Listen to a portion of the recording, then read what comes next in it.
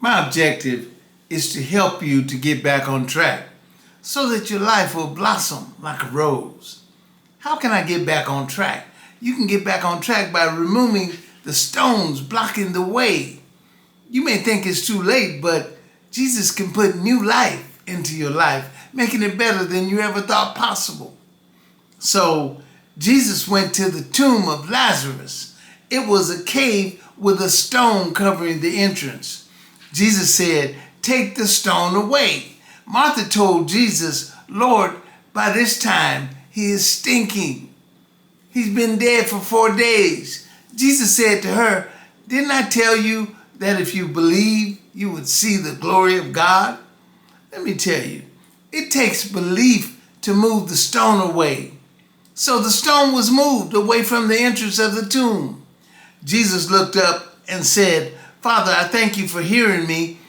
I've known that you always hear me. However, I said this so that the crowd standing around me will believe that you sent me." After Jesus had said this, he shouted as loudly as he could, "Lazarus, come out!" The dead man came out. He was wrapped in cloth, and Jesus told them, "Loose him and let him go." This teaches us that God will do what you can't do, but first you must do what you can do. God says, "I'll raise Lazarus from the dead, but you must first roll away the stone." The stone represents closure. How do you expect me to restore your marriage when you've put a stone there? Sure, Lazarus is dead, but you have placed a heavy stone at the mouth of the grave. You'll have to move that stone. Many things that you would like God to resurrect in your life are covered by a stone that you placed there. And why do we place the stone at the mouth of the grave? Do we place the stone to keep the dead from coming out? Or do we place the stone to keep the living from going in? No, we place the stone there for closure. We place the stone there so we can get past whatever it is. Martha said, "By this time he stinks." How many things have we covered up that are beginning to stink? Sometimes we cover up our lack of exercise until it begins to stink. Sometimes we cover up our lack of education until it begins to stink. Sometimes we cover up our lack of forgiveness until it begins to stink. Sometimes we cover up our lack of faith until it begins to stink. And sometimes we cover up our stinking thinking until it begins to stink. Jesus is willing to help us, but it's our job to take the stone away.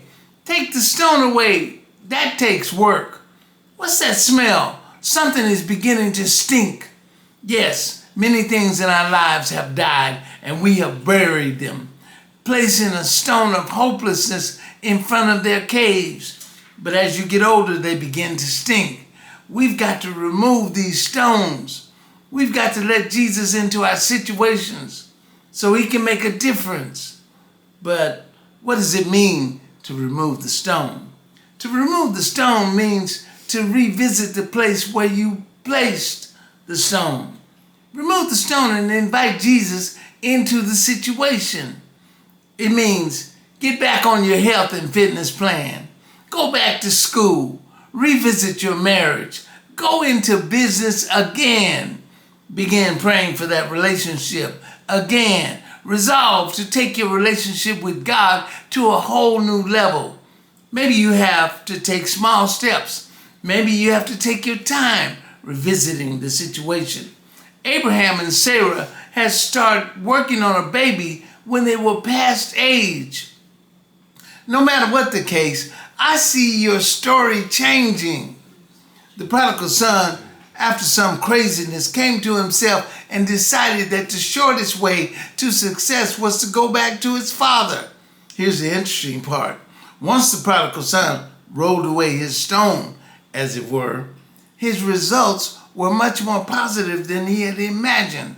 While he was afar off, his father saw him, got excited, loved on him, restored him, and threw him a party.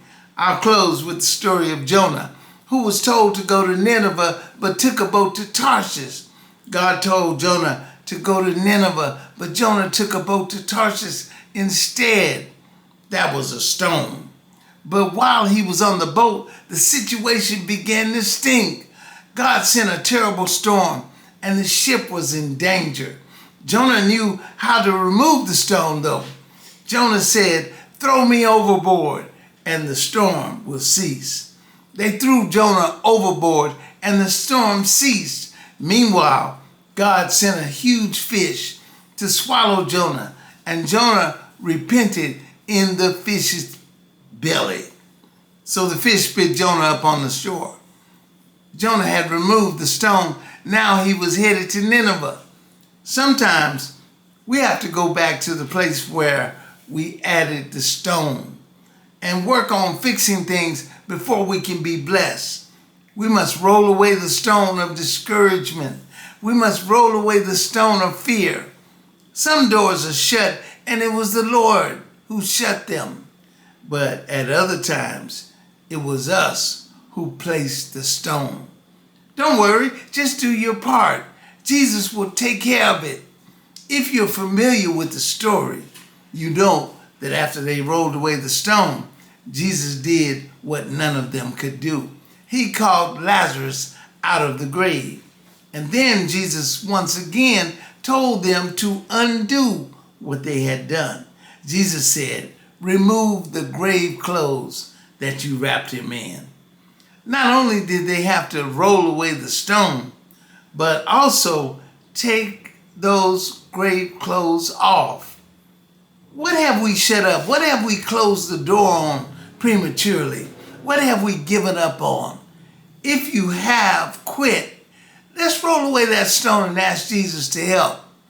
Don't say, "I can't," because "I can't" is a stone. Roll that stone away. Do what you can and trust God to do what you can't. Isn't it good to know that all we have to do is focus on our part? We do what we're responsible for, and God will do what we cannot do. All we have to do is our part. God will stop our lives from stinking, cause us to have miracles instead. From now on, you will see the glory of God in your life. If this message has blessed you, please like, subscribe, and share. Remember, it's a sin when you don't win.